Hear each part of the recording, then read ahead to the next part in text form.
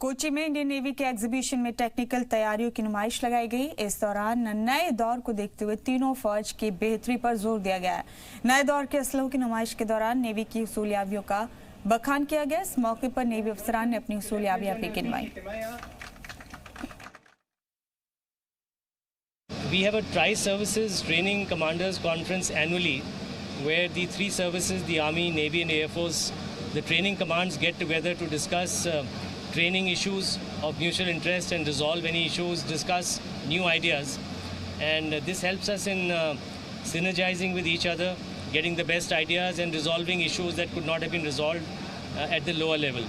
And this is an annual event. This year it is being hosted by the Southern Naval Command in Kochi. On this occasion, we have also organized an exhibition on virtual reality, artificial reality, augmented reality and mixed reality. And the purpose is to see how we can use these new technologies to supplement our training efforts. As you are aware, these are new technologies and they offer us tremendous cost savings and the benefit of undergoing realistic training ashore, because you would sort of appreciate that going on a ship or an aircraft or a submarine to train is expensive business, and therefore we would like to train our people on this technique first ashore and give them as realistic a training as possible before we send them out.